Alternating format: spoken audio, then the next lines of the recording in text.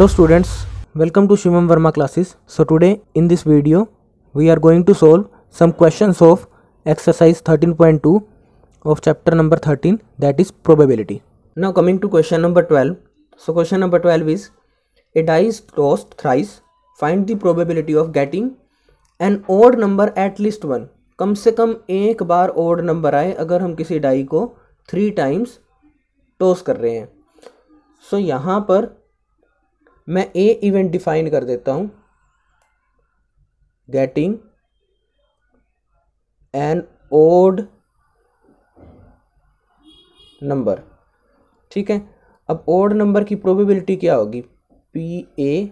Odd number की probability, odd number कितने होंगे 3 और total 6. So that means odd number की प्रोबेबिलिटी आ गई 1/2. अब देखिए मुझे क्या निकालना है, probability of an odd number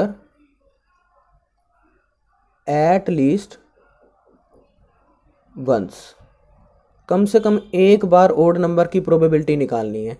सो इसको क्या लिख सकता हूं, 1 minus P none odd number. देखिए कोई भी ओड नंबर ना आने की प्रोबेबिलिटी मीन्स तीनों ही इवन नंबर होंगे. ठीक है, 1 में से सब्ट्रैक्ट करवा दे तो एटलीस्ट वंस की आ जाएगी. मीन्स मैं क्या कहना चाह रहा हूँ, 1 minus P all 3 even numbers. ठीक है, तो 1 माइनस तीनों इवन नंबर होने की प्रोबेबिलिटी. इवन की प्रोबेबिलिटी क्या होगी, 1/2. So first even number, second even number, third even number. So ये आ गया 1 minus 1/8, that is 7/8. So this is the final answer. So now coming to question number 14. So question number 14 में क्या कह रहा है, ए और बी दोनों इंडिपेंडेंटली किसी प्रॉब्लम को सोल्व कर रहे हैं और ए के सोल्व करने की प्रोबेबिलिटी कि वो प्रॉब्लम ए सोल्व कर देगा क्या गिवन है, 1/2. और बी के सोल्व करने की प्रोबेबिलिटी स्पेसिफिक प्रॉब्लम को 1/3 है. कहता है अगर दोनों ट्राई करें इंडिपेंडेंटली प्रॉब्लम सोल्व करने के लिए तो क्या प्रोबेबिलिटी है फर्स्ट पार्ट में that the problem is solved, और सेकंड पार्ट में क्या कह रहा है, exactly one of them solves the problem. So यहाँ पर मैं ए इवेंट रिप्रेजेंट कर रहा हूँ, problem is solved by A, और बी इवेंट है problem is solved by B. ठीक है, अब देखिए पी ए और पी बी दिया हुआ है आपको. अब मैं यहां पर पी नॉट ए निकालता हूं कि ए सोल्व ना कर पाए. सो इसकी वैल्यू क्या आ जाएगी, 1 minus P A, that is 1 minus 1/2. तो ये क्या आ गई, 1/2. सिमिलरली पी नॉट बी कि बी सोल्व ना कर पाए तो 1 माइनस 1/3 आ जाएगी. ये आ गया 2/3. किसकी वैल्यू, पी नॉट बी की. देखिए ए के सोल्व करने की प्रोबेबिलिटी 1/2, बी के सोल्व करने की प्रोबेबिलिटी 1/3, ए के सोल्व ना करने की प्रोबेबिलिटी 1/2 और बी के सोल्व ना करने की प्रोबेबिलिटी 2/3. अब देखिए फर्स्ट पार्ट में क्या कह रहा है, फर्स्ट पार्ट में कह रहा है problem is solved. So that means P problem is solved, problem solve हो जाएगी. देखिए इसकी प्रोबेबिलिटी कैसे निकालेंगे, 1 माइनस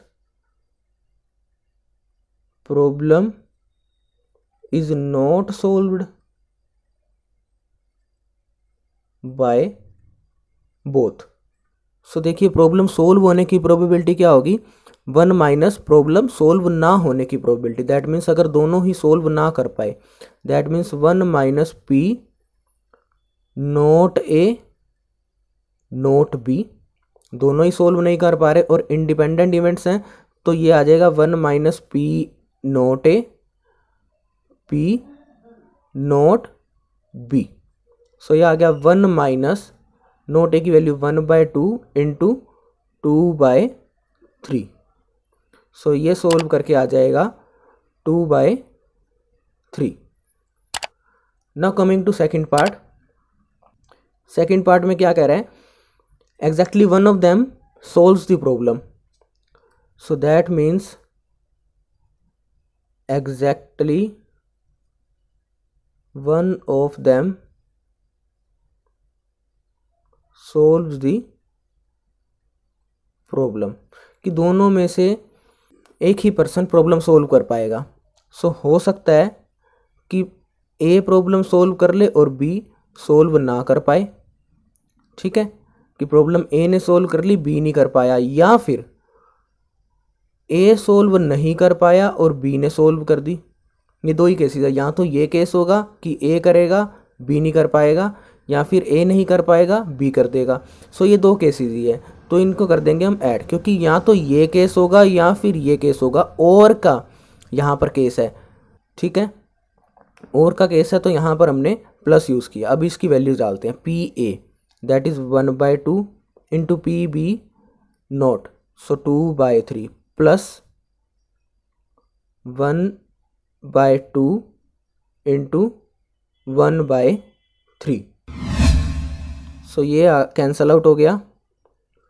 ये आ गया 1/3 प्लस 1/6 दैट इज़ 2 प्लस 1/6। ये आ गया 3/6, जिसे हम 1/2 लिख सकते हैं। Now coming to question number 16। So question number 16 में क्या कह रहा है कि किसी हॉस्टल में 60% स्टूडेंट्स हिंदी न्यूज़पेपर रीड करते हैं, 40% स्टूडेंट्स इंग्लिश न्यूज़पेपर रीड करते हैं और 20% स्टूडेंट्स इंग्लिश एंड हिंदी दोनों न्यूज़पेपर रीड करते हैं। कह रहा है कि एक स्टूडेंट रैंडमली सिलेक्ट किया गया है, क्या प्रोबेबिलिटी होगी कि वो ना तो हिंदी और ना ही इंग्लिश न्यूज़पेपर रीड करती होगी। सो देखिए यहाँ पर इवेंट्स डिफाइन करते हैं। एच इवेंट क्या होगी, students who read Hindi newspaper, और ई इवेंट क्या होगी, students who read English newspaper, ठीक है। अब देखिए हिंदी की प्रोबेबिलिटी क्या दी हुई है, हिंदी न्यूज़पेपर की 60%, दैट मीन्स 60/100, और अगर इसको सोल्व करें तो ये आ जाएगा 3/5। ऐसे ही इंग्लिश न्यूज़पेपर की प्रोबेबिलिटी क्या दी हुई है, 40%, दैट मीन्स 40/100, और इसको अगर सोल्व करेंगे तो ये आ जाएगा 2/5, ठीक है। अब देखिए English and Hindi both newspaper read करने वाले स्टूडेंट्स कितने, 20%, that means E intersection H, English और हिंदी दोनों रीड करने वाले कितने हैं, 20%, दैट मीन्स 20/100, और इसे सोल्व करेंगे तो ये आ जाएगा 1/5। अब देखिए हमें फर्स्ट पार्ट में क्या फाइंड आउट करना है। फर्स्ट पार्ट में she reads neither Hindi nor English newspaper, ना तो हिंदी रीड करती हो और ना ही इंग्लिश न्यूज़पेपर, मतलब इंग्लिश और हिंदी दोनों न्यूज़पेपर ही नहीं रीड करती, ठीक है। अब P H complement intersection E complement, ठीक है, इसको कैसे लिख सकते हैं, 1 - पी एच यूनियन ई, ये रिजल्ट हमने पहले यूज़ किया था। अब मुझे एच यूनियन ई की प्रोबेबिलिटी चाहिए, तो पहले वो फाइंड आउट कर लेते हैं।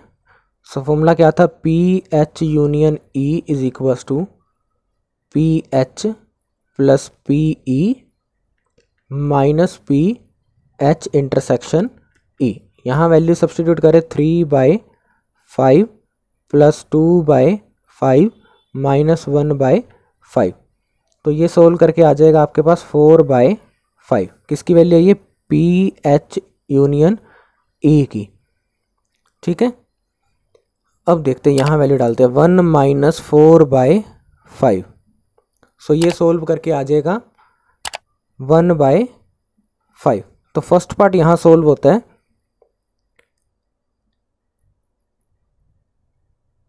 P H dash intersection A dash की वैल्यू क्या आ गई 1/5। Now coming to second part. Second part में क्या कह रहा है, if she reads Hindi newspaper find the probability that she reads English newspaper. देखिए क्या कह रहा है कि अगर वो हिंदी न्यूज़पेपर पढ़ती होगी, क्या प्रोबेबिलिटी है कि वो इंग्लिश भी पढ़ेगी।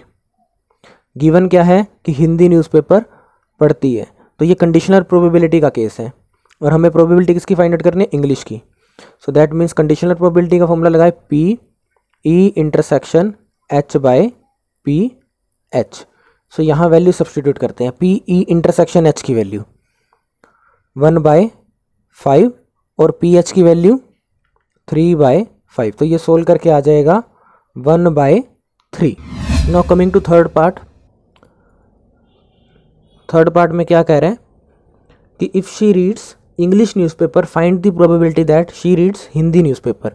अगर वो इंग्लिश न्यूज़पेपर रीड करती होगी तो क्या प्रोबेबिलिटी है कि वो हिंदी न्यूज़पेपर भी रीड करेगी। अब इंग्लिश न्यूज़पेपर गिवन है, सो दैट मीन्स हिंदी की प्रोबेबिलिटी फाइंड आउट करनी है। That means we have to find probability of H over E.